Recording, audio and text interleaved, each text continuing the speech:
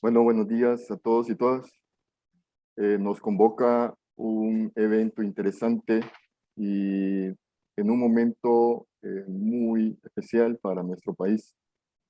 Eh, este mes se conmemora el Día de la No Violencia, decretado por las Naciones Unidas, en conmemoración del natalicio de Mahatma Gandhi, quien fue uno de los precursores de lucha por la paz. La maestría en políticas para la prevención de violencia juvenil y cultura de paz, en coordinación con el Instituto de Seguridad y Desarrollo Humano. Hemos procurado este evento justamente aprovechando que en este mes se conmemora o se celebra el Día de la Niña y el Niño. Y como ustedes sabrán, en los países de Centroamérica, especialmente en el Triángulo Norte, la violencia contra el grupo considerado vulnerable, mujeres, niñas, niños y jóvenes, ha sido fuertemente golpeado, sobre todo con la migración forzada y de varios tipos de violencia. Entonces, en este sentido, hemos organizado este foro que se llama Conmemoración del Día de la No Violencia, para lo cual quiero agradecer la presencia de ustedes, del foro que nos va a acompañar, agradecer a Jesús Rivera también del Instituto SBD, que siempre nos acompaña desde España y que es el coorganizador de este evento. También agradecer a las ponentes, a las colegas magíster egresadas de nuestra maestría, a la magíster Melia Guevara, a la magíster Rosy Quintanilla, y bueno, también al doctor Eduardo Mengíbar, que es el director de la UDB Virtual, de la Educación a Distancia, y que es quien nos va a dar las palabras de apertura. En este sentido, dejo al doctor Mengíbar para que nos pueda aperturar el evento y podamos proseguir. Adelante, doctor. Muy bien, muchas gracias, Magíster Juan Carlos.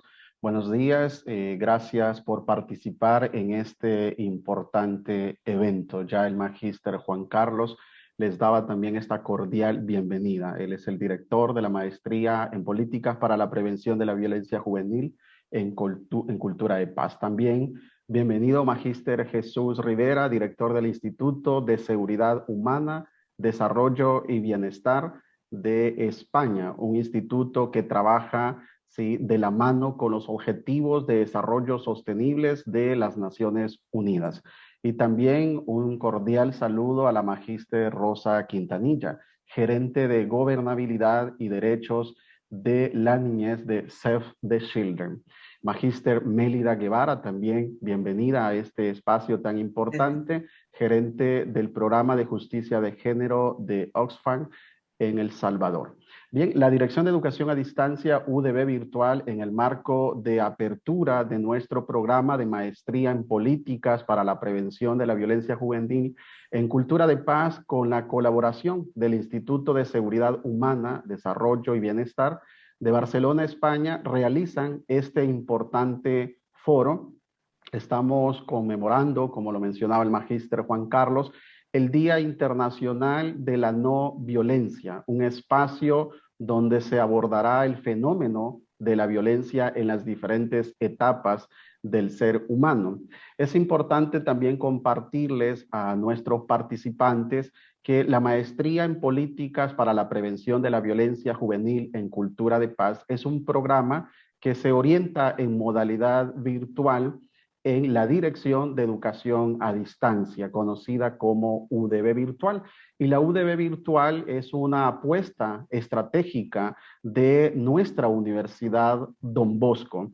Y dentro de esta apuesta estratégica se contempla el Plan Estratégico 2017-2026, donde existe un eje para este tipo de programas que se impulsan con una innovación académica en esta modalidad virtual, que también busca que nuestros participantes puedan recibir una formación, ¿sí?, en entornos virtuales desde diferentes esferas, y participantes también que están inmersos en las diferentes áreas y sectores de la sociedad, político, económico, de salud, ¿sí?, también social, y que nos contribuyen con esas experiencias que se comparten a que nuestro programa de maestría cada vez tenga áreas más fortalecidas y una incidencia directa en aspectos cruciales como los que se van a abordar en este importante foro. Básicamente con estos elementos y con esta introducción, pues doy esta cordial bienvenida a todos los participantes y podemos iniciar con este importante espacio donde se van a compartir estas grandes áreas de interés para nuestra audiencia. Muchas gracias. Gracias, doctor Eduardo. Jesús, creo que no te di el crédito. Jesús es doctor también, ya terminó su proceso. Aún no. Estamos Ok. en ello, pero a punto. Está a punto de, para tener Aún no. a otro doctor aquí. Entonces Jesús va a hacer la presentación de los ponentes. Adelante, Jesús. Bueno, muchas gracias Juan Carlos y Eduardo por la invitación a organizar este evento de la mano del Instituto. Como saben, ya llevamos pues 2 años apoyando diversas actividades con ustedes, seminarios, webinars y otras acciones formativas de difusión de diferentes temas vinculados a la prevención de violencia, así que es un gusto estar hoy aquí con ustedes y es un gusto dar la bienvenida a Melida y a Rosa como ponentes a este foro, igual al resto de participantes. Tengo el placer hoy de presentarles a 2 excepcionales expertas de su país, de El Salvador. Melida Guevara tiene una maestría en políticas de prevención de violencia juvenil para una cultura de paz obtenida ahí mismo en la Universidad Don Bosco. Hoy hace de anfitrión de este evento. Además, ella es licenciada en Economía por la Universidad Luterana del Salvadoreña y enfermera profesional. Más allá de esta formación, Melida pues lleva 35 años trabajando en el ámbito de los derechos humanos, toda una trayectoria coordinando y fortaleciendo alianzas con personas clave, instituciones públicas, organizaciones sociales de mujeres, etcétera, tanto a nivel municipal, nacional y regional. Y actualmente pues ocupa el cargo de gerente del programa de justicia de género de Oxfam en El Salvador. Con ella veremos el tema de violencia de género. Así que bienvenida, Melida, y muchas gracias. Gracias. Y Rosa Quintanilla, que nos acompaña hoy como ponente también en este foro, pues cuenta con formación universitaria en ciencias jurídicas, maestría en prevención de violencia juvenil y cultura de paz, también por esta universidad que hoy organiza el foro, y con certificación en educación a las familias sobre enfoque y disciplina positiva y en la crianza cotidiana. Rosa, además, pues es activista de derechos de la niñez y adolescencia, con una muy amplia trayectoria y experiencia en la implementación de programas de desarrollo y de protección de niñez y en la respuesta a las diferentes expresiones de violencia contra la niñez y otros grupos en condición de exclusión. Actualmente ostenta el cargo de gerente de gobernabilidad en Save the Children Internacional y su tema en el día de hoy será el tema del maltrato y el abuso infantil. Así que, Rosa, muy bienvenida también. Muchas gracias por tu participación. Solo recordar brevemente a los participantes que la dinámica consistirá en una presentación de unos 30 minutos cada ponente y después un turno de preguntas y respuestas de unos 15 minutos. Así que, sin más, y hecha esta presentación, le doy la palabra a Melida Guevara. Melida, cuando quieras, todo tuyo. Muy bien, muchas gracias.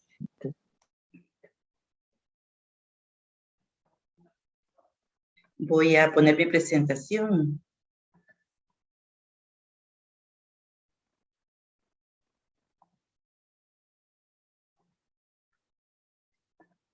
Y voy a cerrar mi cámara para...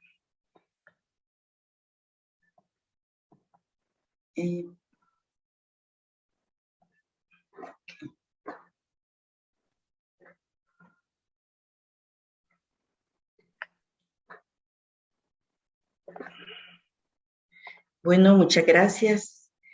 Buenos días a todas y todas y agradecerles por estar aquí en este foro. Me siento realmente agradecida por poder compartir con ustedes algunas de nuestras perspectivas que tenemos respecto a esta temática.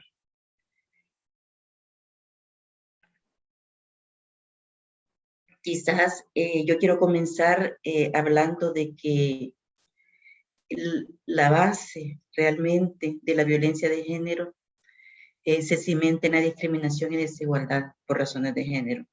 Y me gusta colocar, digamos, este árbol, porque el árbol nos permite identificar con claridad cuáles son las raíces, cuáles son las causas del problema, pero también los efectos, que es el que representa el follaje, de cuáles son esas causas de la discriminación y de la desigualdad.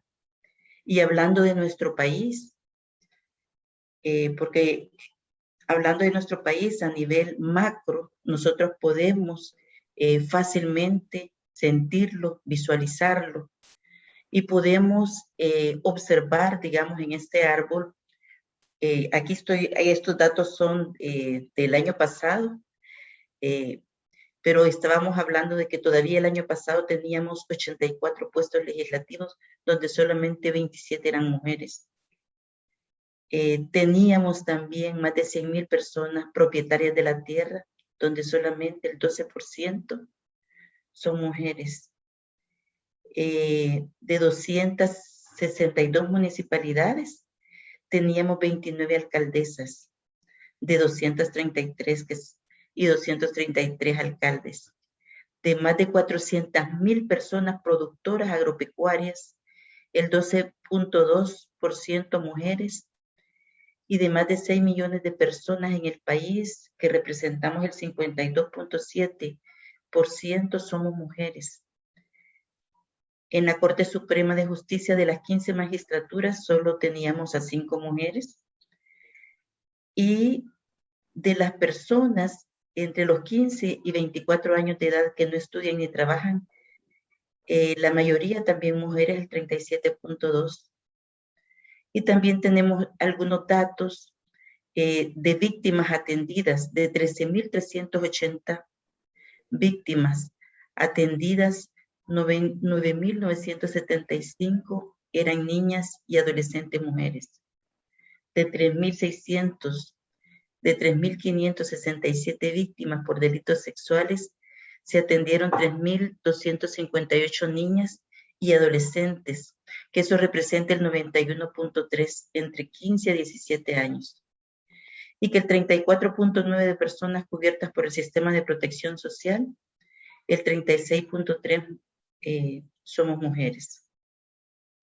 Entonces, esto que tenemos a nivel nacional, a nivel del follaje, de los efectos, de las consecuencias, se basan en factores de desigualdad que están presentes. Y esos factores de desigualdad se relacionan a las políticas públicas sin perspectiva de género, se relacionan a los estereotipos de género, que son las creencias y los mitos sobre el comportamiento de mujeres y hombres, a una cultura que tenemos basada en el androcentrismo, que es una cultura sexista que prefiere lo masculino, también a los roles de género que establece nuestra sociedad, y también a la división sexual del trabajo. Es decir, que la discriminación de género está relacionada a cualquier distinción, exclusión o restricción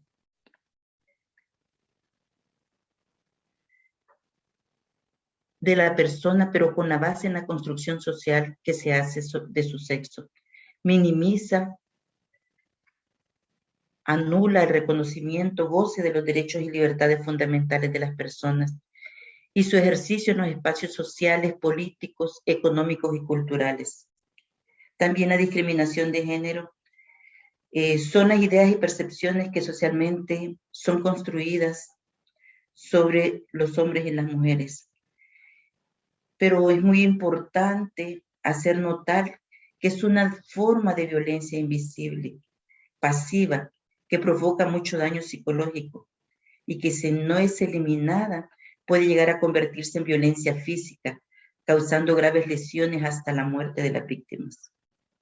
Entonces, cuando hablamos de la violencia basada en género, necesitamos hacer también un análisis más de los efectos que genera en nuestro país esta discriminación y desigualdad.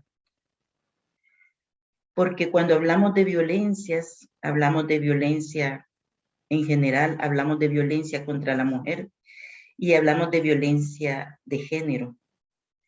Y la violencia de género tiene su origen en la desigualdad, en el abuso de poder y en la existencia de esas normas sociales que son dañinas y que está precisamente sobre esa estructura del sistema patriarcal, en esa estructura de poder, donde siempre se coloca a las mujeres y a las niñas en una situación de riesgo.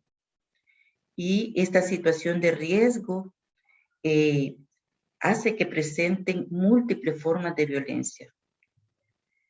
También la violencia de género discrimina, ignora, somete y subordina a las niñas, a las adolescentes, a las mujeres, en diferentes aspectos de su existencia, en la familia, en la escuela, en el trabajo y en la comunidad. Esta se ejerce de forma material y simbólica. Cuando hablamos de la forma simbólica, hablamos de los medios de comunicación, hablamos de esas formas sutiles que se transmiten, las formas que influyen en los comportamientos y en las actitudes de las personas. También hablamos de que la violencia de género afecta la libertad, la dignidad, la seguridad, la intimidad e integridad moral y física. Daña a un grupo de personas en razón de su género.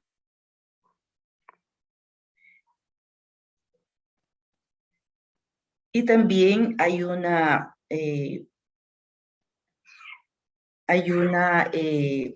digamos, una definición que señala la Organización Mundial de la Salud sobre la violencia contra la mujer, que es un acto de violencia de género que resulta o puede tener como resultado un daño físico, sexual o psicológico. Esto incluye siempre las amenazas, la coacción, la privación arbitraria de libertad, y esto puede ocurrir en la vida privada como en la pública. La violencia de género realmente es el cimiento de muchas formas de violencia que generalmente están presentes en nuestra sociedad. Mélida, perdona, pero dejaste de compartir pantalla, creo yo. Si tenías la presentación visible. Permíteme ver. Puedes continuar. ¿Lo miran ahora? Yo sí la puedo ver. Okay. Sí. Sí, sí. Sí, disculpen que no, quizás esto se... Adelante, Mélida, perdona. Sí, está bien.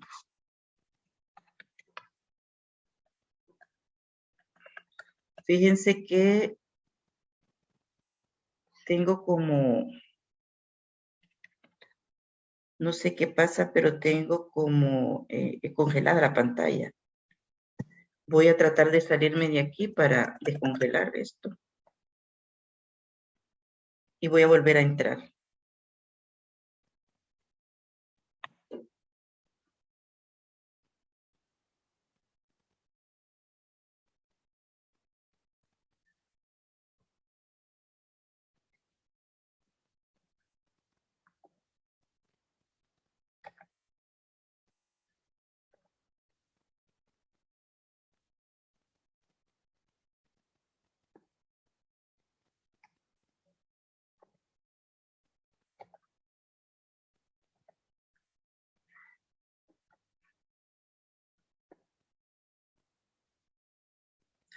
Un aspecto importante también que se relaciona con la violencia de género. No sé si ustedes pueden ver mi pantalla ahora. Sí. ¿Sí? Sí, correctamente. Bien.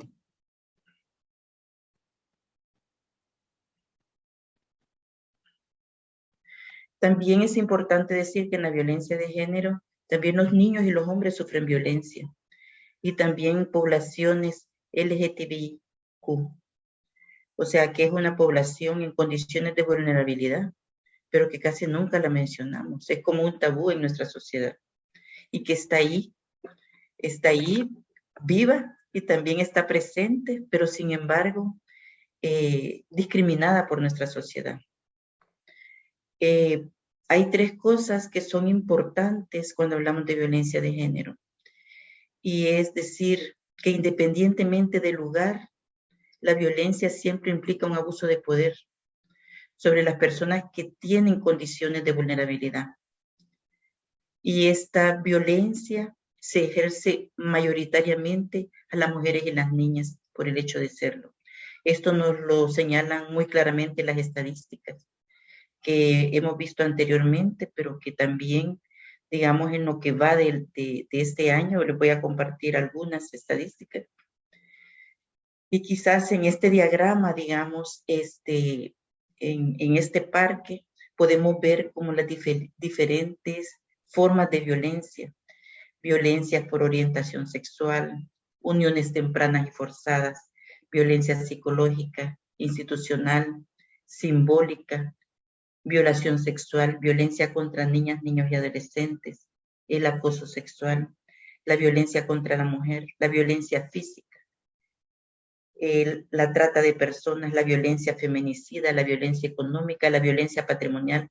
O sea, hay una multiplicidad de formas de violencia que están también descritas en nuestra ley especial integral para una vida libre de violencia para las mujeres en El Salvador.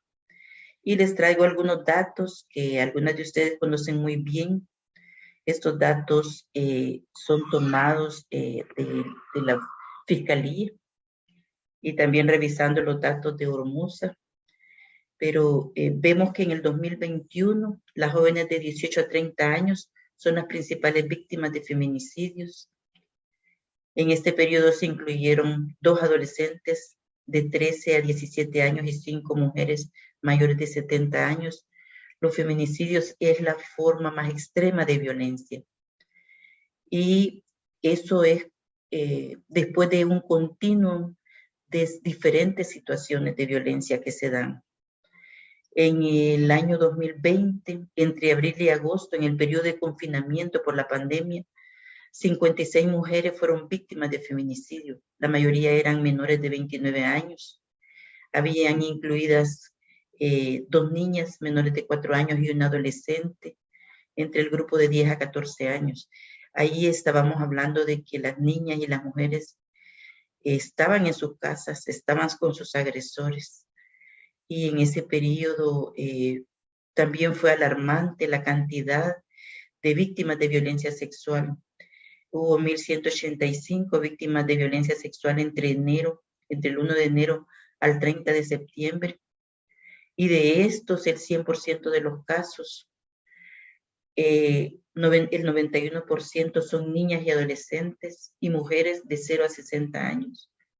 El 77.9% corresponden a personas menores de 19 años, lo cual evidencia que se trata de una clara manifestación de violencia por razones de género.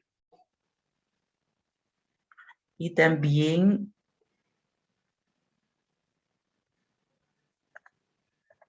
no sé qué le está pasando a mi pantalla, que se queda congelada. Y también el 9% de víctimas. Algo le pasa a mi pantalla, no sé por qué se queda congelada. Disculpen, pero es...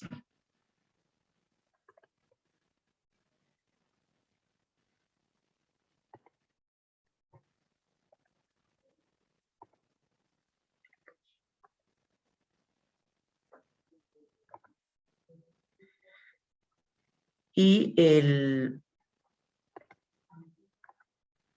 9% de las víctimas es población masculina y niños adolescentes, principalmente. Entonces, vemos que la violencia toca en diferentes formas a las personas en condiciones de vulnerabilidad y tenemos violencia intrafamiliar, feminicidios, mujeres desaparecidas, delitos de violencia sexual, lesiones y lesiones agravadas. Y eso es lo que va de 5 meses de este año. Entonces es alto, es altísima la cantidad de violencias que están pasando. Pero también es importante señalar que también la población LGTBI está sufriendo situaciones de violencia. Se registraron en lo que va del año pasado, entre enero a junio, 42 hechos de violencia contra esta población. El 55% de ellos está en el rango de 25 a 29 y de 30 a 34 años. Hola, ¿cómo está? Hola, ¿me escuchan? Se incluyen dos casos. ¿Alguien tiene encendido el micrófono? Por favor, apáguelo. Se incluyen 2 casos de adolescentes, una lesbiana y una persona transexual de 15 a 19 años. Los espacios abiertos son los mayores de peligro contra la población LGTBIQ. De los 42 casos registrados en este periodo, 21 de estos hechos de violencia sucedieron en los lugares públicos, es decir, en las calles, en los parques, en el transporte público, en las instituciones de servicio. 13 fueron en sus domicilios particulares, 4 en los centros penitenciarios, 2 en los establecimientos comerciales, 2 en escuelas u otras instancias educativas. En muchos casos, estas personas no se animan a realizar ninguna denuncia dentro de las instituciones del Estado. Y realmente hay poca sensibilidad respecto a este tema. También quiero recordar que tenemos 2 instrumentos regionales que precisamente contribuyen estos instrumentos regionales para la protección y erradicación de la violencia contra la mujer. La Belén do Pará, la Convención Interamericana para Prevenir, Sancionar y Erradicar la Violencia contra la Mujer, proporciona una definición integral de violencia contra la mujer en sus artículos 1 y 2, pero también especifica cuál es la obligación que tienen los estados de promover y proteger el derecho de las mujeres a vivir una vida libre de violencia. Define el derecho de las mujeres al reconocimiento, goce, ejercicio, protección de todos los derechos humanos. Y también reconoce que la violencia contra la mujer es tanto causa como consecuencia de otras violaciones a los derechos humanos. Es muy importante decir que esta convención, digamos, ha sido como marco para nuestras leyes nacionales y pienso que hace falta hacer mucho trabajo con la ciudadanía, con las mujeres especialmente, para que las mujeres conozcan de mucha mejor manera estos instrumentos, porque es importante que la gente se apropie de ellos, pero que también demande a las instancias del Estado también que puedan estas instituciones responder oportuna y adecuadamente. La Convención sobre la Eliminación de todas las formas de discriminación contra la mujer, la CEDAW, en el artículo 3, habla también de que todos los estados partes deben de tomar en todas las esferas y en particular en las políticas, la social, económico, cultural, todas las medidas apropiadas, incluso de carácter legislativo, para asegurar el pleno y desarrollo y adelanto de la mujer. Y esto para asegurar que las mujeres gocen de los derechos humanos y de las libertades fundamentales en igualdad de condición con los hombres. En el artículo 7 también señala que los estados partes deben de tomar medidas apropiadas para eliminar la discriminación contra la mujer en la vida política y pública del país. Necesitamos hacer una mayor apropiación en nuestro país con las poblaciones, con la ciudadanía, para que esto se haga efectivo. Hay una recomendación general también que se relaciona a la violencia contra la mujer de Naciones Unidas y señala que la violencia contra la mujer es una forma de discriminación que impide gravemente que goce de derechos y libertades en pie de igualdad del hombre. También en el artículo 1 de esta convención define la discriminación contra la mujer. Esta definición incluye la violencia basada en el sexo.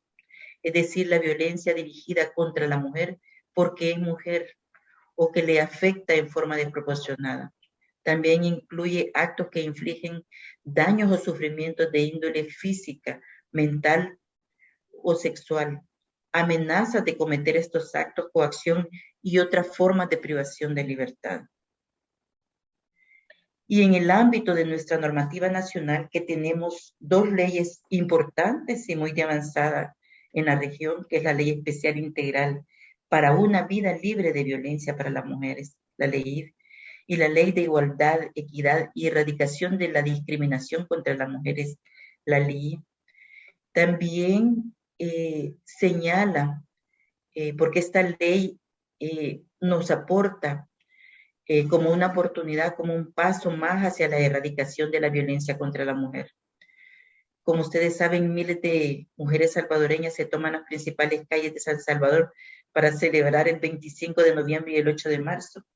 En estas fechas en que se conmemoran estos compromisos internacionales que nuestro país ha asumido, pero que muchas personas desconocen.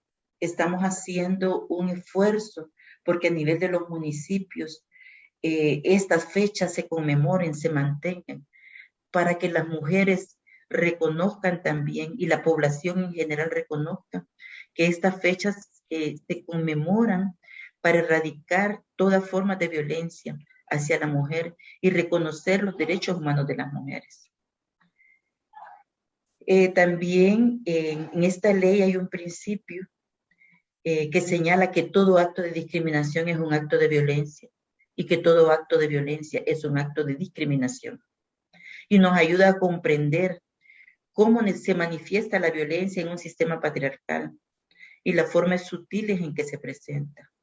Es importante poder tipificar las conductas en tipos penales abiertos en la ley de penalización de la violencia contra la mujer.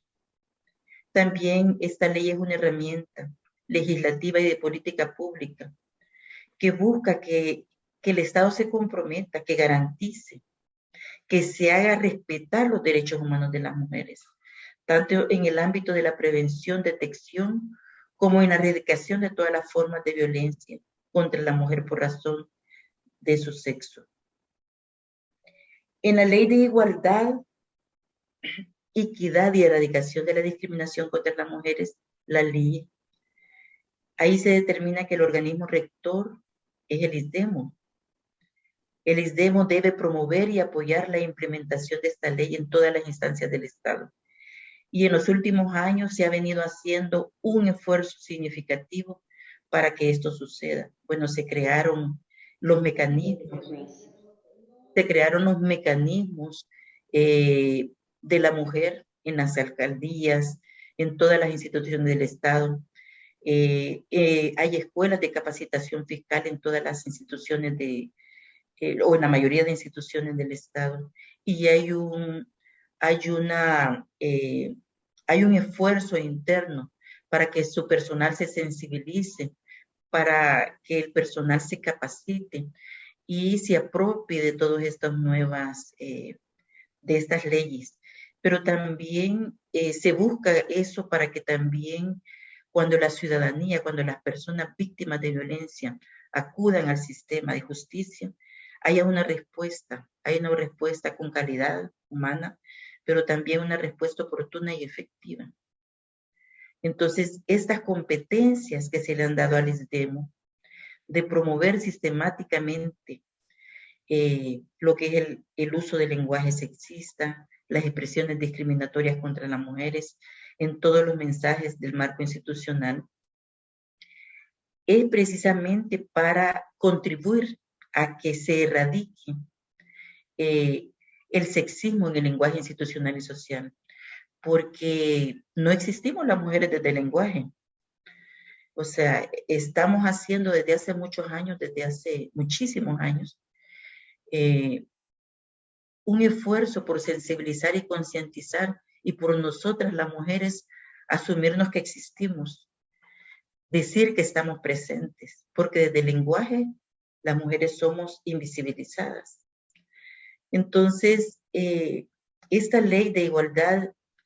equidad y erradicación de la discriminación contra las mujeres, requiere que también las instituciones del Estado, pero también las instituciones privadas, asuman apropiación de esa ley. Porque en esta ley también prohíbe la discriminación de derechos, de hechos directa o indirecta contra las mujeres y expresa la voluntad política del Estado de hacer que de la igualdad y la erradicación de la discriminación contra las mujeres sea una exigencia fundamental en todas las actuaciones que hayan a iniciativas públicas y privadas. Esta ley mandata a que todas las instituciones realmente deben de hacer cambios internos. Entonces, esas dos leyes para nosotras en el país son súper importantes. Es súper relevante que estas leyes sean conocidas, haya una apropiación de ellas y que realmente empecemos a generar procesos de deconstrucción interna, que es lo que no nos permite a veces avanzar en los procesos. ¿Qué propuestas, digamos, desde Oxfam promovemos? Y una de las propuestas que promovemos tiene que ver con la educación transformadora con perspectiva de género. Nosotros creemos que es importante el cambio individual, el cambio institucional, el cambio sistémico y el cambio informal. Este cuadrante tiene que ver con la concientización en relación a la temática, pero también con el acceso a los recursos que puedan haber. También requiere del cambio de normas sociales, pero para que haya ese cambio de normas sociales también tiene que haber un cambio político, legislativo e institucional, porque ese cambio es el que nos da el marco, es el que nos enmarca en esos derechos. Muchas personas continúan pensando en el país, miles diría yo, y quizás millones de personas, continúan pensando en el país de que los derechos humanos es la institución de derechos humanos, porque las personas no están apropiadas de eso. Salimos un poquito fuera de San Salvador, o quizás en San Salvador todavía, y muchas personas no hacen ese clic, no hacen ese clic de que este marco normativo e institucional que tenemos precisamente es el andamiaje, es la base para que realmente podamos hacer transformaciones súper importantes en el país. Y esas transformaciones empiezan también en el cambio a nivel de normas sociales, de cultura organizacional que está dentro de las instituciones. Entonces, el trabajo tiene que ser integral. El trabajo para poder erradicar la violencia de género tiene que tener diferentes estrategias, diferentes enfoques. Deben de haber muchas personas involucradas, porque por una sola vía no se hace el cambio. Necesitamos esa diversidad de pensamiento, esa diversidad de actoras, de actores, para que realmente logremos hacer esa transformación. Entonces, nosotras creemos mucho en Oxfam, en esa educación transformadora. Y esa educación transformadora que nos lleve realmente a que exista una mayor voluntad y compromiso de las personas que son claves dentro de las instituciones para empujar esos cambios. Porque a veces los cambios no vienen desde el más alto nivel, a veces los cambios se dan en determinados espacios en el marco de las instituciones, donde se empuja o donde se detienen los procesos. Entonces también es importante. Y en algunos casos los cambios puede ser que las personas a nivel del más alto nivel también tomen sus propias decisiones, pero es importante que las personas que estamos en diferentes espacios institucionales, públicos o privados, también asumamos ese compromiso de generar esa conciencia y de trabajar con esa educación transformadora basada en género. Porque necesitamos que haya un cambio en las normas sociales y culturales dentro de las instituciones. Esto significa cambios en los comportamientos, en las actitudes, en las prácticas, y en esas prácticas discriminatorias que realmente es lo que obstaculiza. Es hablar con claridad de estos temas, no tener miedo a hablar con la gente en las comunidades de qué es la violencia de género, cuando a veces estamos hablando en comunidades donde estamos insertas en una violencia pandilleril mucho más fuerte o una violencia social. Entonces hay que hablar con las personas con los nombres que corresponden.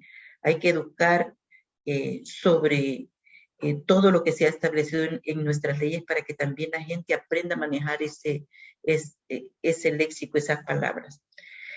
Y como decía, si no hay un compromiso político, si no hay financiamiento para que esto suceda, o sea, no hay una voluntad política.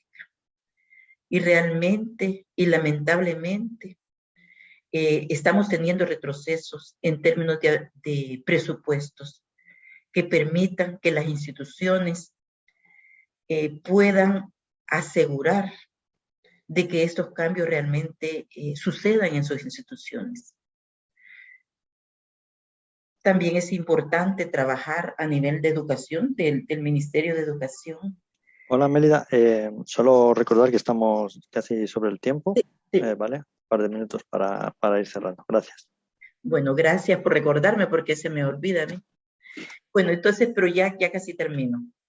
Entonces, creo que es importante también seguir fortaleciendo las políticas públicas con enfoque de género y sobre todo que esas políticas incluyan la vida de las niñas, niños, adolescentes, mujeres y personas LGTBIQ que viven en condiciones de discriminación y vulnerabilidad, que se reconozcan sus derechos.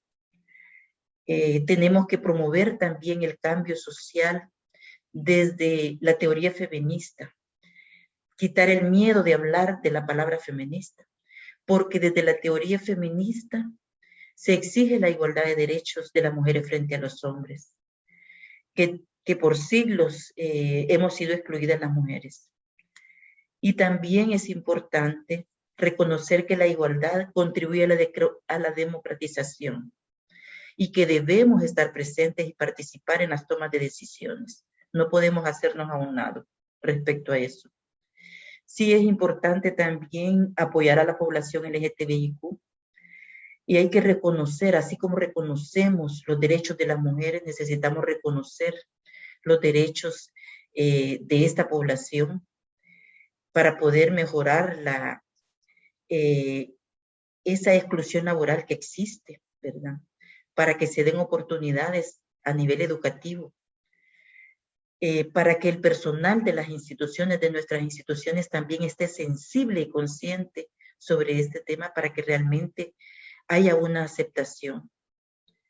Y apoyar las competencias de esta organización y fortalecer los espacios donde puedan participar para que sean protagonistas también de sus propios cambios.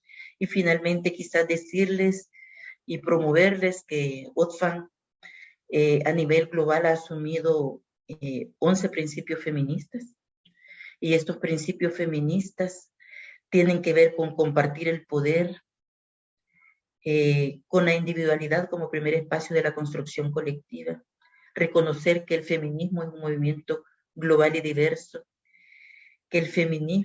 reconocer que el feminismo es una ideología política, que no se puede hablar nada sobre nosotras sin nosotras, de nosotras, para nosotras y por nosotras, que no hay justicia económica, social ni ambiental sin justicia de género, que es importante también el cuidado y la solidaridad, la libertad de elección y autonomía, la seguridad y protección, la diversidad e inclusión y eliminar todas las formas de violencia machista. Y bueno, muchas gracias, hasta aquí me quedo. Siempre hablo un poquito de más de la cuenta, pero gracias. Gracias, Mélida, por la presentación. muy interesante y esperamos luego el turno de preguntas por cualquier cosa que pudieran comentar los participantes. Damos el turno de palabra ahora a Rosa Quintanilla, gerente de Gobernabilidad Save the Children. Rosa, cuando quieras, toda tuya la pantalla. Muchas gracias por la oportunidad. Voy a hablarles acerca del maltrato. Quiero primero decir que felicito a la Universidad Don Bosco por hacer estos espacios y por permitir poder compartir con más personas sobre estos temas tan relevantes. El mes de octubre, si bien se conmemora el Día de la No Violencia, el 2 de octubre, también conmemoramos el día 25 de octubre, el Día Nacional contra el Maltrato Infantil, y esto fue dado por decreto legislativo número 348 de fecha 30 de octubre del año de 1992. Es decir, que desde esa fecha se viene gestando y reconociendo como un día nacional contra el maltrato infantil. Hoy la universidad ha pedido que yo hable sobre el maltrato y abuso infantil. Yo quiero decir que es un tema bastante amplio. Ya la OMS define el maltrato infantil como los abusos, la desatención del cual son objeto las niñas, niños y adolescentes. Esto incluye una variedad de tipos de maltrato, entre ellos maltrato físico, psicológico, abuso sexual, abandono, negligencia, explotación y otros tipos de daños que pueden afectar el desarrollo, la salud y la dignidad del niño o la niña, y evidentemente ponen en peligro los derechos de supervivencia, desarrollo y demás. Entonces, en esta línea yo quiero decir que voy a referirme en esta ocasión al castigo físico y trato humillante. Desde Save the Children venimos trabajando este tema desde hace ya ratos y venimos abordando y proponiendo una serie de metodologías que den respuesta a las familias en esta línea. Hay algunos datos que son importantes considerar, entre ellos que la Encuesta Nacional de Salud en el año 2014 señalaba que un 52% de las niñas y niños salvadoreños entre las edades de 6 meses a 14 años fueron corregidos utilizando disciplina violenta, agresión física o psicológica. Y al respecto, se puede estimar que estos porcentajes pueden ser mucho mayor. ¿Por qué? Porque no siempre la violencia psicológica se puede cuantificar y no siempre la humillación se denuncia o se manifiesta de otra forma como la violencia física. ¿Qué vamos a entender por castigo físico y trato humillante? El castigo corporal o físico es cualquier castigo que usa la fuerza con la intención de causar algún grado de dolor o malestar, por leve que éste sea. El castigo humillante incluye el menosprecio, la humillación, denigración, victimiza, amenaza, asusta o ridiculiza a las niñas y a los niños. Esta es una definición dada por el Comité sobre los Derechos del Niño desde el año 2008. Algunos datos. El año pasado fue un año bastante irregular en la atención a casos de vulneración o amenazas a la vulneración de los derechos de las niñas y los niños. Pero las juntas de protección, las 16 juntas, el año pasado recibieron más de 11.277 amenazas a vulneración de derechos. Y las niñas, por ejemplo, en esta línea de atención constituyeron un 62.92%. También los niños un 31.43%, niños y adolescentes hombres. Quiero decir que de esos 11,000 casos de amenaza o vulneración a derecho, 8,338 casos fueron referidos a vulneraciones a la integridad personal de las niñas y niños. Evidentemente aquí tenemos castigo físico, trato humillante, entre otras amenazas a la integridad personal de las niñas y niños. Sabemos que una vez el Estado de El Salvador asume la Convención sobre los Derechos del Niño, hay un imperativo que se debe de respetar y garantizar. Y quiero referirme al imperativo de la Convención. El artículo 19 de la Convención es clave en abordar el maltrato y la violencia en contra de las niñas y los niños. El artículo dice: los estados partes adoptarán todas las medidas legislativas, sociales, educativas apropiadas para proteger al niño, la niña, contra toda forma de violencia física o mental. Siempre nos cuestionamos si efectivamente se toman todas esas medidas, ¿verdad? Administrativas, sociales, educativas, apropiadas, que busquen asegurar la protección frente a la violencia en contra de las niñas y los niños. Nosotros, cuando sale la observación general del Comité sobre los Derechos del Niño en el año 2006, todavía no teníamos la legislación aprobada, una legislación específica en materia de niñez y adolescencia, pero ya el comité decía que los castigos corporales y otras formas de castigos crueles o degradantes son violencia y los estados deben adoptar todas las medidas para asegurar la eliminación de la violencia. Por otro lado, también varios informes, y entre ellos este informe mundial de Naciones Unidas sobre la violencia contra los niños, pone un punto de inflexión y visibiliza que la violencia contra los niños es aceptada como tradición y disfrazada como disciplina. Este estudio lo hizo el relator, el profesor Pineiro, y él contempla que toda violencia es prevenible. Entonces, debemos continuar en esta línea de generar propuestas potables para asegurar la eliminación en todos los ámbitos. Bueno, en el año 2009 tuvimos la aprobación de la Ley de Protección Integral de Niñez y Adolescencia, que como sabemos todavía dejó algunos vacíos en este tema. Hay un autor que siempre me gusta mencionarlo, Murray Strauss, dice que el castigo físico y el trato humillante es la puerta de entrada hacia otras violencias. Él llama al castigo físico y trato humillante como la violencia primordial.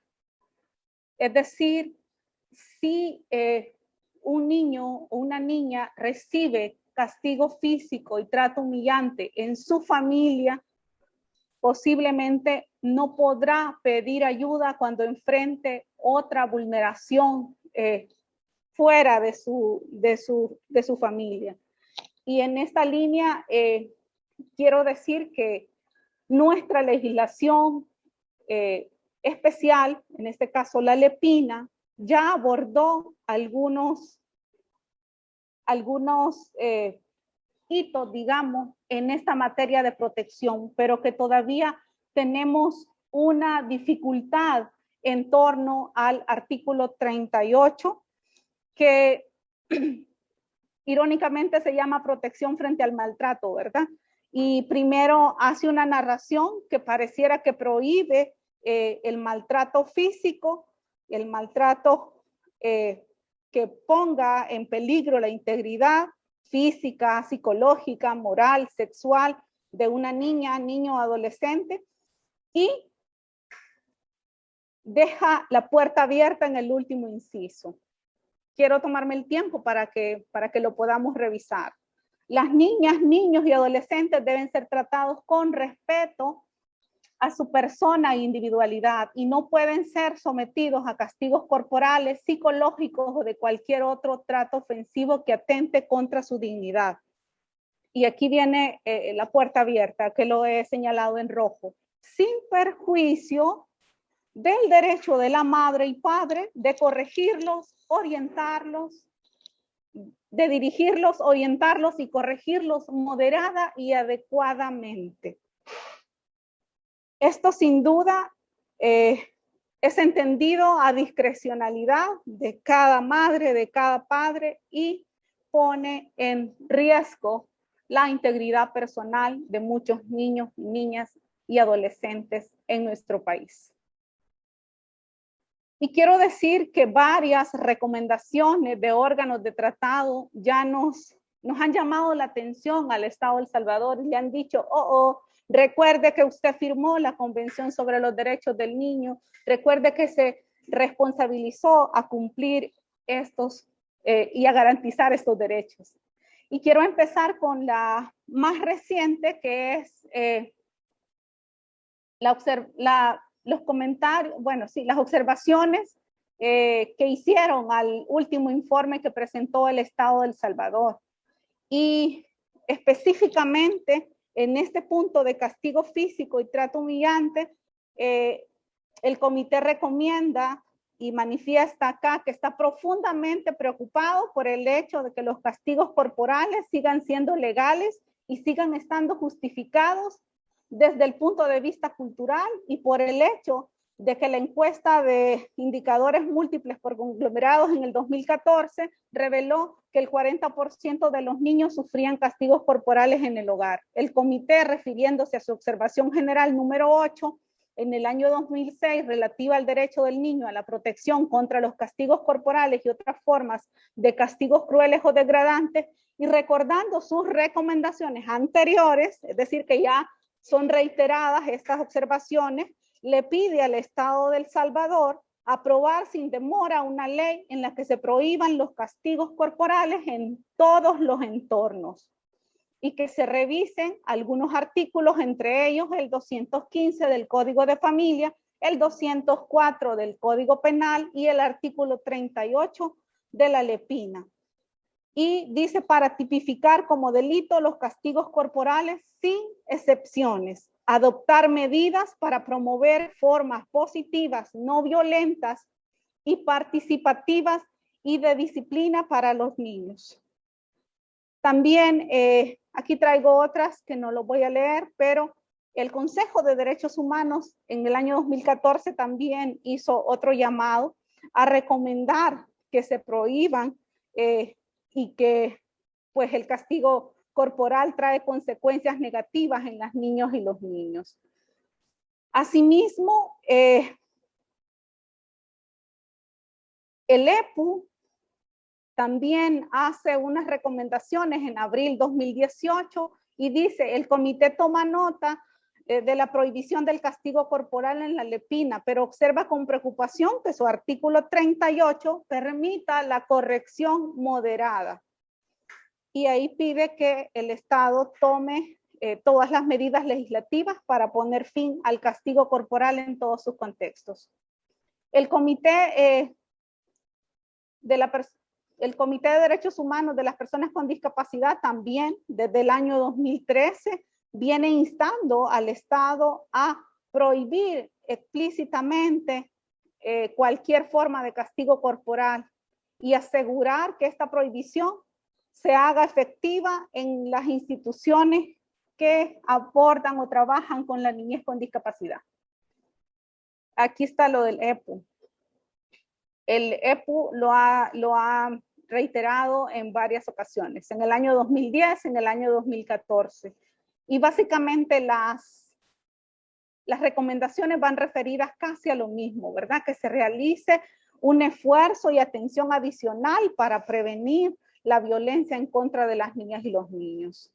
Quizás decir que a nivel internacional hay una serie de iniciativas globales para poner fin al castigo corporal de la niñez. Entre ellas, esta iniciativa global para poner fin, pero también la iniciativa global para poner fin a la violencia contra la niñez.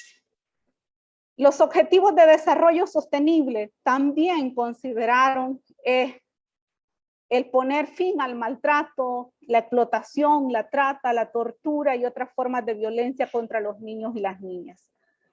En la meta 16.2, y que han definido un indicador que a mí me asusta personalmente, ¿verdad? Cómo nuestro país, El Salvador, va a responder a este indicador. Imagínense el indicador.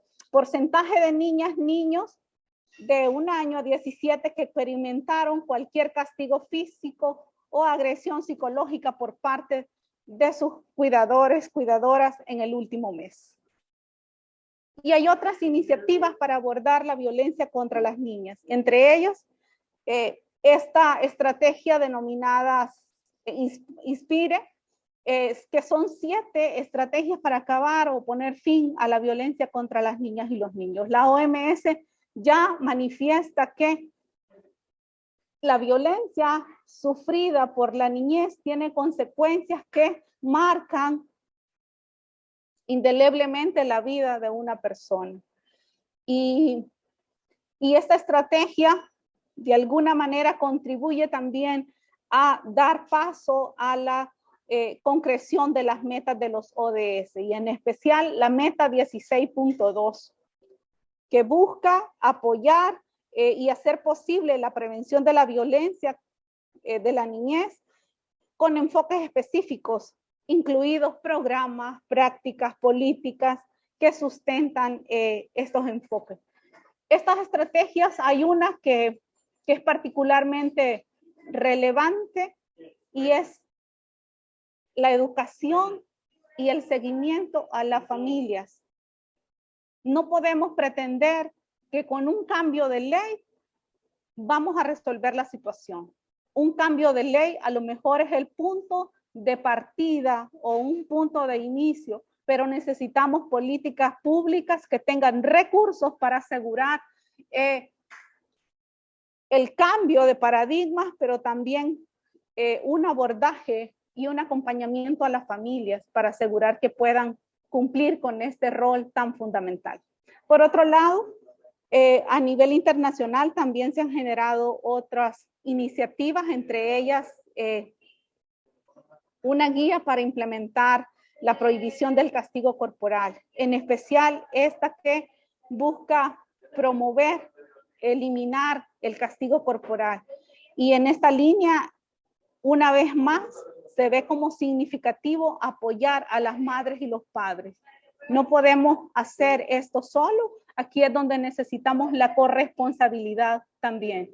Decir que en el mundo ya 63 países han prohibido rotundamente el castigo corporal de las niñas y los niños, siendo Suecia el pionero en el año de 1979. Y quiero decir que desde Save the Children hemos venido trabajando y animando una serie de investigaciones que nos dan evidencia científica que el castigo físico y el trato humillante sigue siendo una forma de violación a derechos humanos que no contribuye a el desarrollo integral de las niñas y los niños. Toda madre, todo padre quiere que sus hijos e hijas aprendan a diferenciar el bien del mal, que puedan ser justos, bondadosos, que puedan tomar buenas decisiones. Sin embargo, la investigación nos dice que si hay castigo físico y trato humillante, tenemos riesgo de tener menor internalización moral, es decir, que la niñez tenga menor discernimiento del bien y del mal. Y esto lo refuerzan 13 de 15 estudios realizados. Como madres y como padres queremos que no que nuestros hijos e hijas no hieran a los demás, ni verbal ni físicamente, que no sean crueles, ni que les peguen a sus parejas. Pero si hay castigo físico, nos dice la investigación que hay mayor riesgo de tener más altos niveles de agresión verbal o física. Y esto lo validan 27 de 27 estudios. Como madres y padres queremos que nuestros hijos no se metan en problemas, no cometan delitos, que no dañen la propiedad ajena. Sin embargo, si hay castigo físico, tenemos un riesgo de tener niveles más altos de delincuencia y comportamiento antisocial. Y esto lo validan 12 de 13 estudios.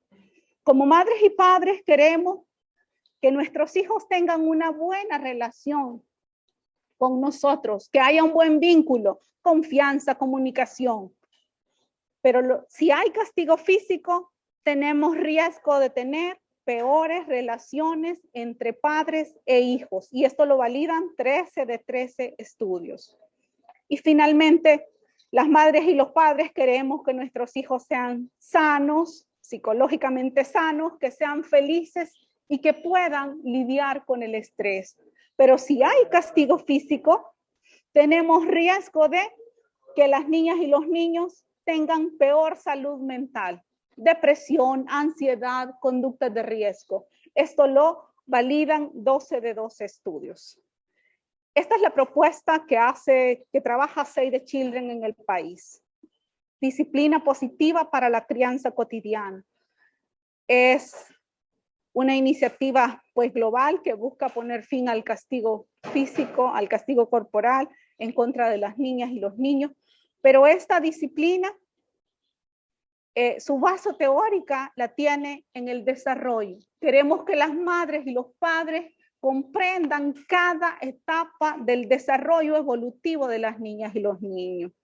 El grupo objetivo de esta metodología son todas las madres y padres y todos los futuros madres y padres, es decir, todas las personas que puedan en un futuro atender, cuidar, proteger a un niño o una niña. Y los resultados que queremos es tener menos castigo por parte de las madres y padres. Y el grupo de edad son todas las niñas y los niños desde el nacimiento hasta los 18 años.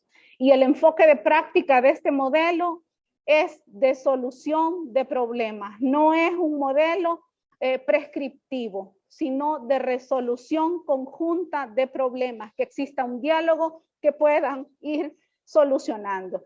Y el punto de vista no está centrado en los adultos, sino que está basado en los derechos de las niñas y los niños. Y aquí es lo novedoso porque implicará entonces escuchar a las niñas y a los niños desde sus miradas y desde sus realidades.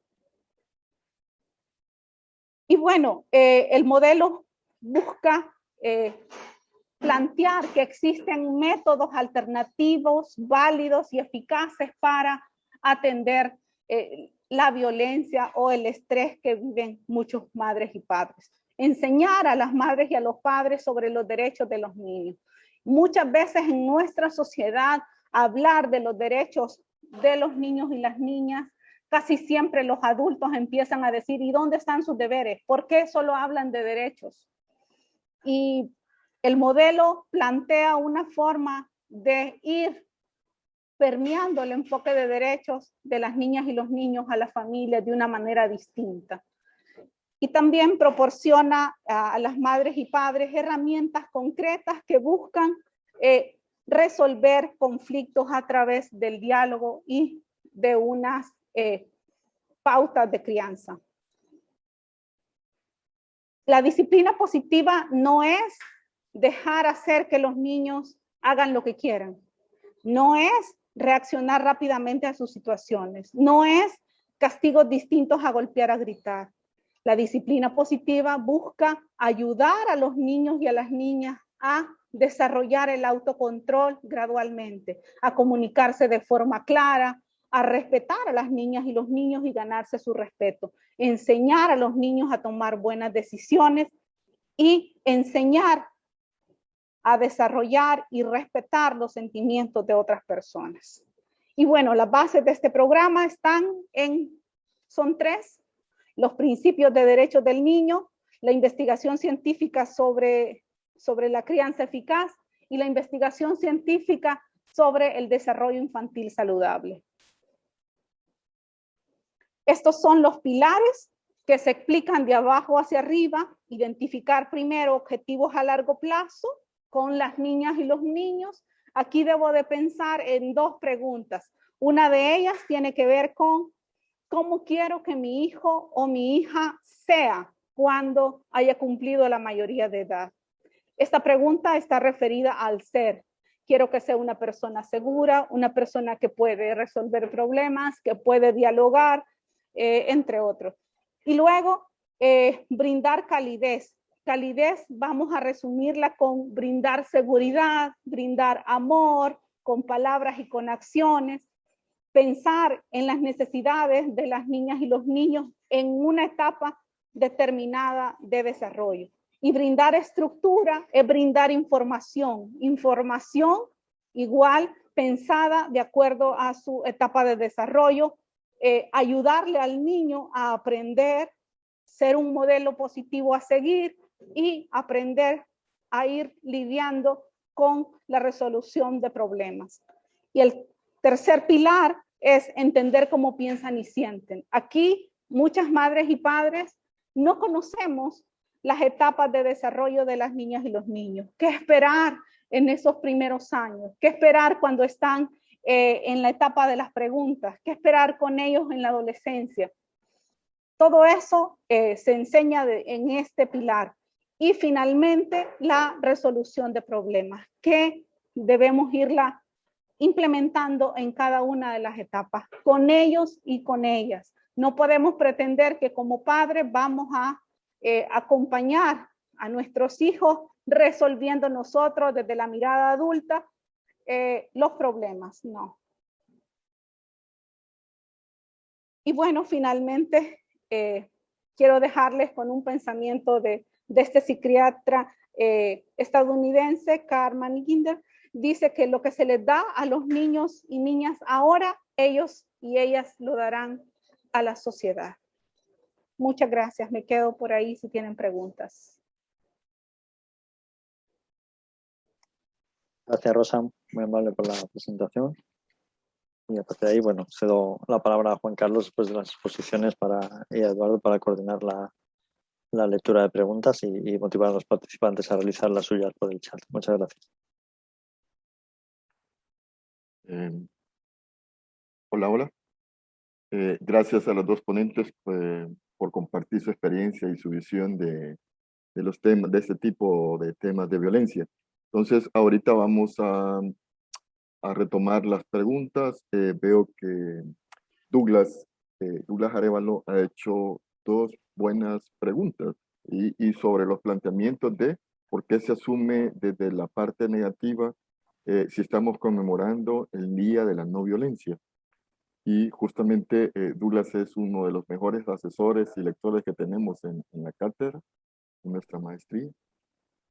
Entonces, él conoce cómo llevamos los procesos de maestría y entonces creo que es muy pertinente la pregunta que hace y a la vez les voy a dejar a ustedes, a las 2, para que contesten desde sus perspectivas, pero también decirle a Douglas que en la última ponencia que tuvimos sobre la paz imperfecta, el doctor Juan Manuel nos decía de que nos cuesta ver a través de los ojos de la paz, educarnos para la paz. Y si estamos estudiando o conmemorando la paz, deberíamos de abordar los temas desde la paz.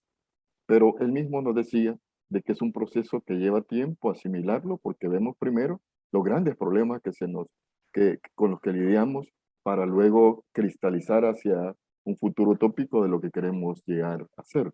En este caso, Douglas, yo te adelanto de que sí vamos a tener algunas ponencias relacionadas ya para ese abordaje, pero dejo abierta a las 2 ponentes cómo quieren evaluar algunas respuestas para esa primera pregunta. Adelante. Yo añadiría, Juan Carlos, en el chat voy a poner el enlace a la grabación de la conferencia que tú acabas de mencionar de Juan Manuel, por si algún interesado quiere revisarla. Gracias.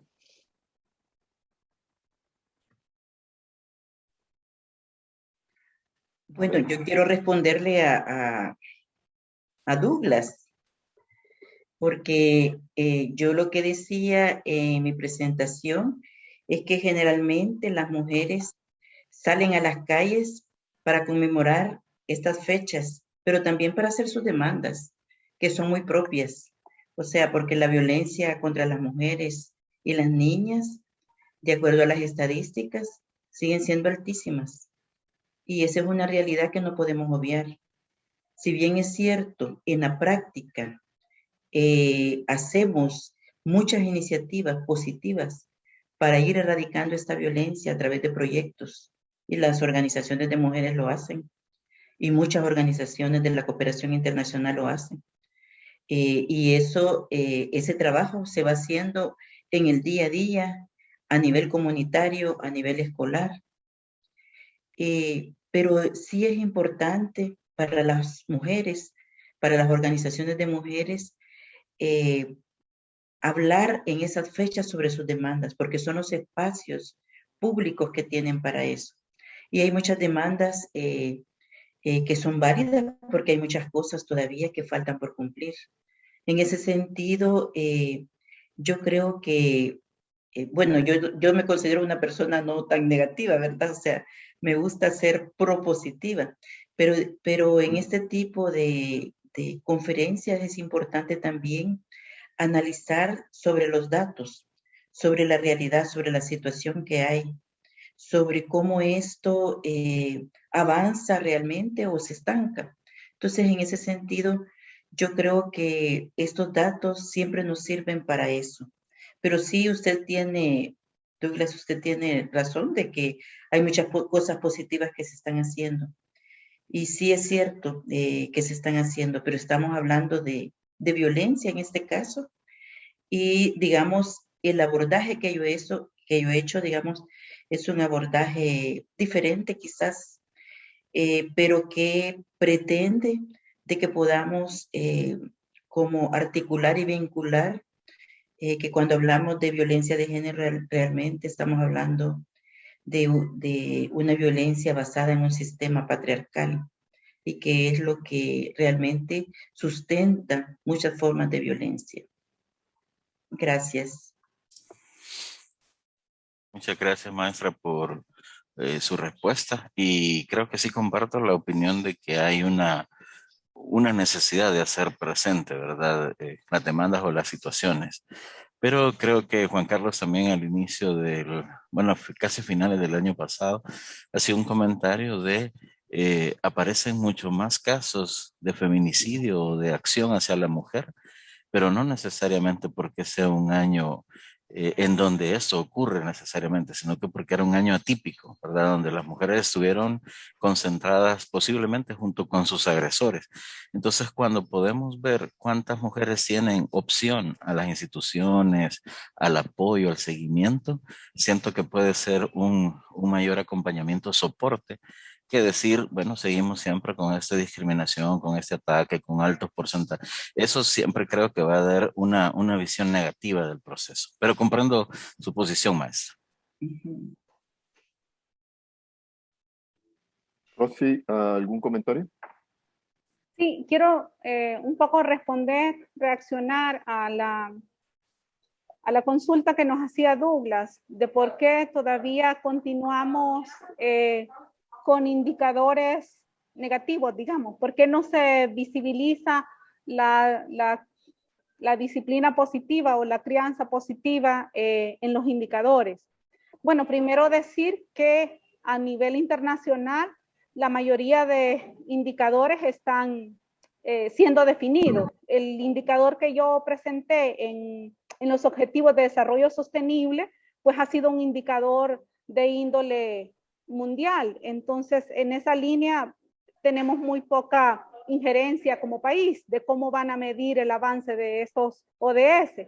Por otro lado, sería estupendo si pudiéramos medir en positivo los avances, pero eso lo podríamos hacer cuando tenemos a la base la implementación de una política pública. Ahora mismo, cuando leía su comentario, yo pensaba, en El Salvador no podríamos medir la educación de las familias. En primer lugar, ¿qué instancia pública con recursos ejecuta un programa o una política pública que podamos evaluar?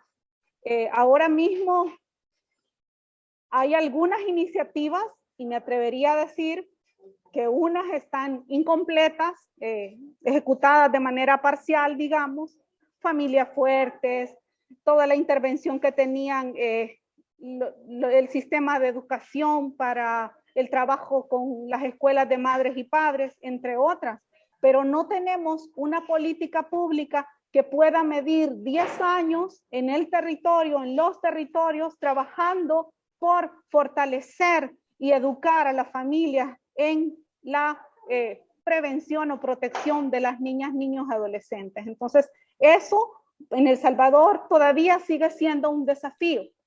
Por otro lado, leía con mucho interés el comentario de Ceci, donde nos decía qué propuestas podemos hacer desde la academia. Hemos venido haciendo muchas propuestas. La verdad, en la maestría hay unas asignaturas que nos dejan, que nos dan elementos y nos dejan desafiados con el escenario que enfrentamos en El Salvador, pero que no siempre tenemos esa interlocución con los tomadores de decisión, y eso sí es un desafío, porque la academia tiene muy buenas propuestas a veces, pero no siempre estas propuestas tienen los recursos y son operativizadas y son aceptadas por los tomadores de decisión.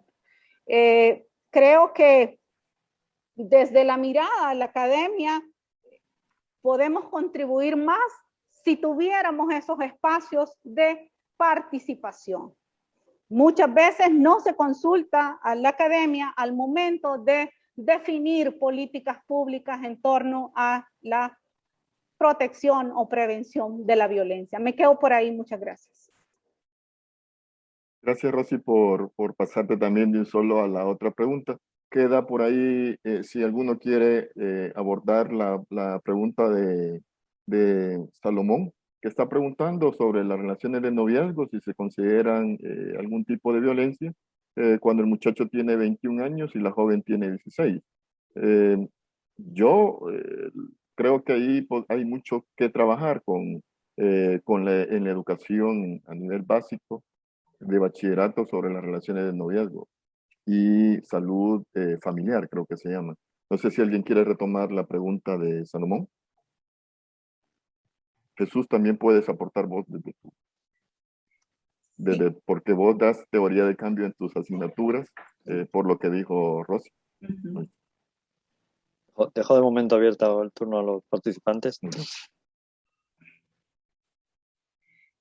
Bueno, yo quiero también compartir con ustedes de que si bien es cierto, existen políticas públicas, el desafío de las políticas públicas es precisamente la implementación. O sea, una implementación de política pública requiere dos cosas fundamentales. Una es voluntad política y otra es presupuesto. Y para que esto se lleve a cabo también tiene que haber una demanda efectiva de la ciudadanía. Si no hay una demanda efectiva de la ciudadanía, también a veces las cosas no se mueven como deberían de moverse. Creo que a nivel local, a nivel nacional, digamos, tenemos una sombrilla bastante amplia para implementar política pública en relación a la violencia de género, pero que sin embargo esto no se traduce en los niveles más locales. Entonces, cuando nos vamos a los municipios, a los departamentos en el país, vemos una ausencia total de esta política, ¿verdad? Muchas municipalidades no tienen políticas de igualdad en el municipio. Y el no contar con estas políticas de igualdad realmente es un tremendo vacío, porque este vacío precisamente no permite que haya un aterrizaje para que realmente los derechos de las personas sean resueltos a ese nivel. Entonces, yo creo que hay un tremendo desafío en el país de crear política pública a nivel local y diferentes tipos de política pública. También hay un tremendo desafío que se relaciona a la ciudadanía. Necesitamos capacitar mucho más a la ciudadanía sobre estas temáticas, pero también al funcionariado, especialmente ahora que casi la mayoría son funcionarios nuevos, porque ha habido una década, digamos, donde se invirtió mucho en la capacitación y en la especialización de funcionarias y funcionarios públicos, pero ahora ya no están, ahora son nuevos, totalmente nuevos. Entonces, eso, digamos, requiere otra vez empezar a trabajar para que otra vez continúe, digamos, todo este proceso. Creo que también es importante, o sea, en términos de política pública, yo considero que hay mucho que hacer, entendiendo que la política pública también incluye planes, incluye estrategias, incluye no solo la creación de una ordenanza municipal, sino que es un ámbito mucho más amplio y además que debe ser participativo. Casi en ninguno de los municipios del país se ha quedado lo que le llamamos los comités de prevención de violencia, que se crearon en la década anterior. Y creo que eso también nos genera otro desafío importante, que es como trabajar en el marco de la interinstitucionalidad e intersectorialidad, que nos debería de permitir poder avanzar también en los procesos a nivel local. Y yo creo que con relación a la pregunta que hace de una niña de 16 años y un joven de 21 años, yo creo que, digamos, hay que hacer una orientación clara, hay que trabajar con las niñas y con las adolescentes para evitar que caigan en relaciones donde los jóvenes ya de 21 años en adelante están, digamos, tratando de convencer la verdad. Tenemos muchos casos de niñas que hemos documentado precisamente con Rosy, documentamos el año pasado varios casos de niñas que conocieron a sus parejas a través de las redes sociales y en la primera salida, o sea, ellas estuvieron durante un año o dos quizás en esa relación en las redes y en la primera salida que hicieron, porque las mandaron a hacer un mandado, tuvieron relaciones sexuales, quedaron embarazadas y quedaron en otras condiciones de vulnerabilidad más grandes de las que tenían. Nosotras desde OSFAN hacemos un trabajo muy fuerte con el Ministerio de Educación y también con UNICEF en diferentes municipios del país y a nivel nacional con el Ministerio de Educación, precisamente porque es necesario trabajar con las niñas, niños, adolescentes a temprana edad para prevenir, porque es importante el tema de prevención. Una población informada, una toma de decisiones informadas hace la diferencia. Gracias, Melida. Solo refuerzo lo que estás diciendo, Salomón, para continuar la respuesta de Melida. 12.982 niñas y adolescentes embarazadas de enero a diciembre del 2020 en El Salvador. Así de delicado está el problema, Salomón. Y entonces por eso mismo hay que tener mucho cuidado con las relaciones de noviazgo con las adolescentes. Creo que ese es otro tema que habría que discutir y para ver sobre algún tipo de educación sexual. Pero como les digo, estamos finalizando y estamos dando, no sé si hay espacio para otra respuesta por ahí, veo que hay más preguntas. Ustedes me indican. Saúl Saba, tiene una pregunta por ahí.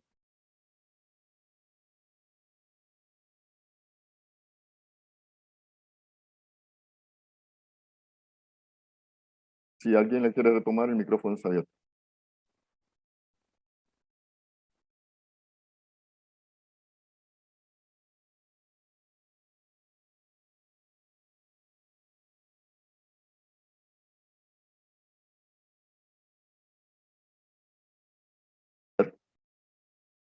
¿Cuáles son las posibles causas de más feminicidios y cuáles son las propuestas de solución que ustedes pueden perfilar?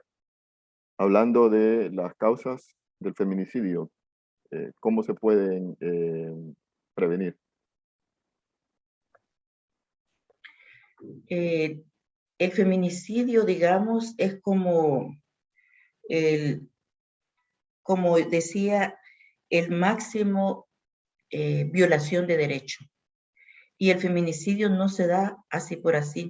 Es como una serie de eventos que van sucediendo, de violencias, que las personas a veces no lo reconocen porque vienen de entornos o viven en entornos de violencia que se naturalizan en la sociedad, en la escuela, en la familia, en la iglesia, en el país.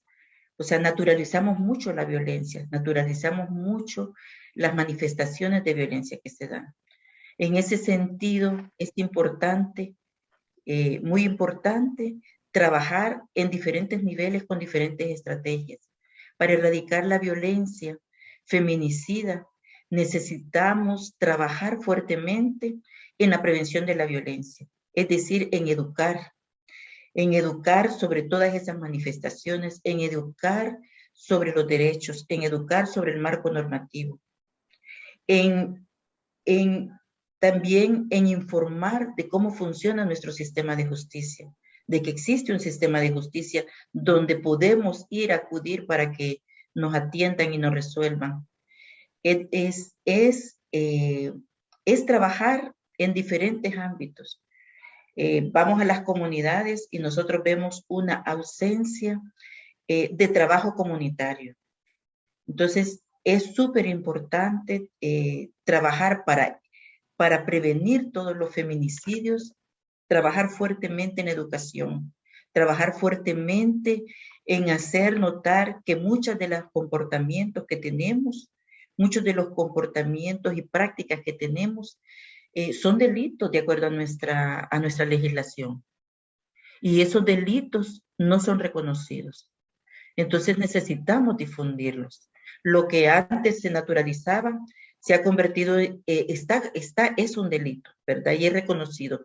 En ese sentido, yo creo que es importante trabajar en diferentes niveles, tanto a nivel institucional como a nivel comunitario, a nivel de las organizaciones de mujeres y feministas, a nivel de las organizaciones de niñez. El Ministerio de Educación es súper clave. Es decir, necesitamos tener diferentes abordajes, diferentes intervenciones que nos permitan erradicar estos feminicidios, porque los feminicidios realmente es el punto, digamos, final, pero antes de haber feminicidios, se dan todas esas formas de violencias de las que hemos visto en el diagrama, montones de formas de violencia, pero que no las reconocemos y a veces quizás cuando nos damos cuenta nos es difícil salir de ellas. Gracias, Mélida. Sumado a la respuesta de Mélida, Saúl, te puedo decir que en la teoría de violencia de género, prevención de violencia de género de Jorge Corsi, habla de 4 puntos. Uno de ellos es la naturalización que habla Mélida, el otro es la invisibilización, luego está el encubrimiento, cuando el entorno, la familia encubre el tipo de violencia, y cuando se vuelven cómplices. Es decir, la misma comunidad no protege a la comunidad. Por ahí, igual, si quieres más información te la puedo compartir después. Bueno, Jesús, si nos das el cierre. Con mucho gusto, Juan Carlos, agradecer a todos los participantes en el día de hoy el tiempo que han hecho para estar con nosotros en este webinario. Por supuesto, a Rosa y a Mélida por su participación, por la dedicación, la presentación y el conocimiento que han compartido con nosotros y por responder a las preguntas, y a vosotros por la organización de este evento y de todas estas actividades que a lo largo del año organizáis como universidad y que permiten que en el día a día salir del aula más allá de la formación reglada, formal, y mantener un contacto cercano con las instituciones públicas, la sociedad civil, con las personas interesadas en esta temática, y que a través de vuestro como universidad pueden acceder a todas estas cápsulas o formativas que a veces se imparten, a veces en formato webinar, a veces en seminarios como este tipo, y que creo que son de mucho beneficio general para la sociedad y para todas las personas que nos siguen. Así que muchas gracias a todos y cedo la palabra a Juan Carlos para la despedida oficial. Bueno, gracias nuevamente por su participación. Quedan algunas preguntas que no las hemos terminado de responder, algunas dudas o alguna referencia que están pidiendo sobre información. Le vamos a dar seguimiento. Oigan, el instituto y la maestría estamos permanentemente, como dice Jesús, con los seminarios. Esperamos que se sumen a esta comunidad de prevención, de cultura de paz, y que nos volvamos a encontrar. Esperamos pronto darles un seminario que tiene la continuación de este, que es una violencia específica, y luego aterrizar en los temas de criminología.